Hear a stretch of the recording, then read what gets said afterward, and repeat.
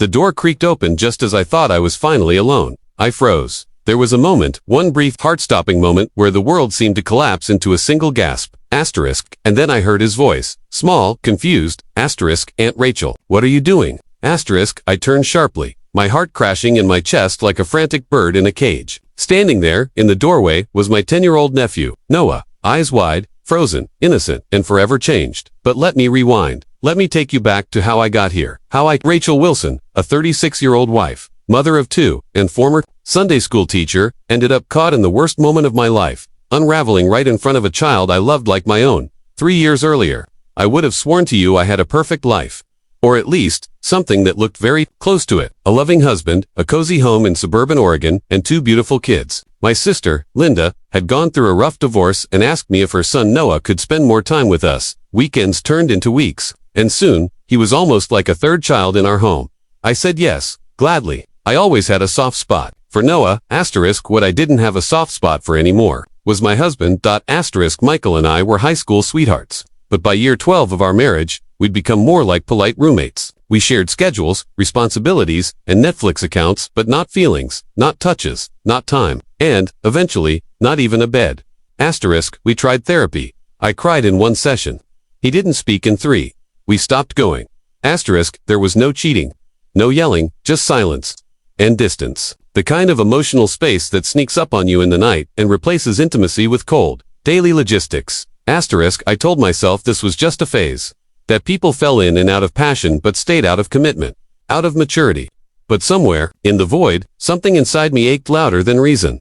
Asterisk, that's when he entered the picture. Asterisk, his name was Josh, a coworker from the nonprofit I volunteered with twice a week. He was 29, warm, soft-eyed, with this boyish vulnerability that made me feel seen again. And I'm not proud to admit how quickly I clung to that feeling. Asterisk, at first, it was innocent. Long conversations. Laughter over coffee. Casual shoulder brushes that lingered too long. Then came late-night texts. Inside jokes. And soon, secrets. Asterisk, Josh wasn't married, but I was. Every time I found myself leaning in, I whispered the word stop inside my head.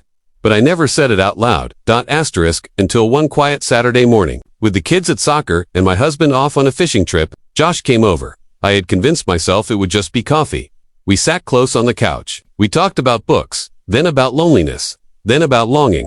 One moment he reached over to brush a strand of hair from my face, and the next, his lips were on mine. I didn't stop him. It wasn't violent, it wasn't fast, but it was wrong, and in the middle of it, of that stolen breathless moment, the universe yanked me back to reality. Asterisk, that's when Noah walked in. I've played that moment in my head over 100 times. The way he stood there, the fear, the confusion, the betrayal in his small, brown eyes. He ran out before I could say a word. Josh scrambled. I chased after Noah, yelling his name, but he had already locked himself in the guest bedroom. He wouldn't open the door, wouldn't speak, just silence. I sat outside that door for what felt like hours. The shame was unbearable.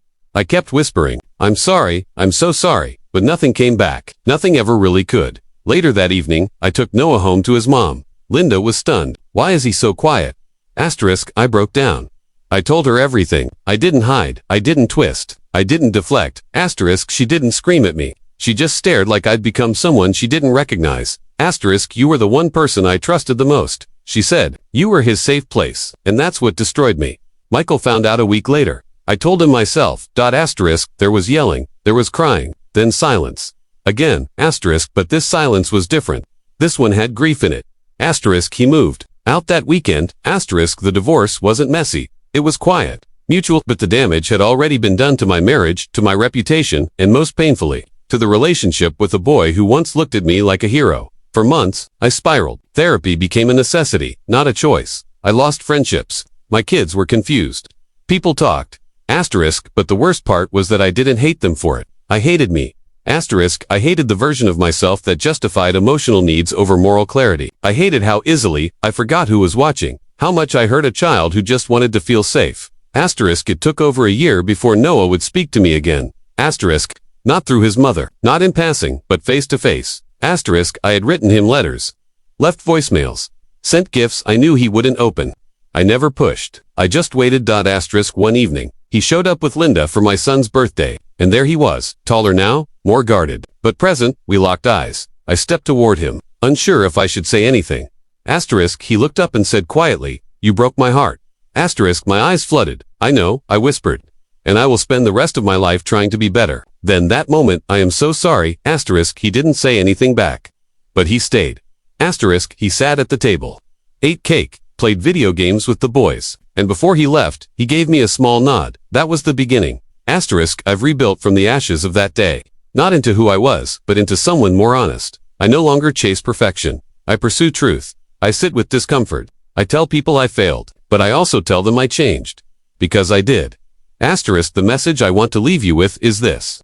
Asterisk, infidelity doesn't just destroy marriages. It can fracture trust in the most unexpected and tender places. It affects children, families, and legacies. But even in devastation, there is room for redemption, not always reconciliation, but growth. Asterisk, and that growth begins the moment you stop running from your reflection and decide to face what's broken. One truth, one apology, one changed decision at a time.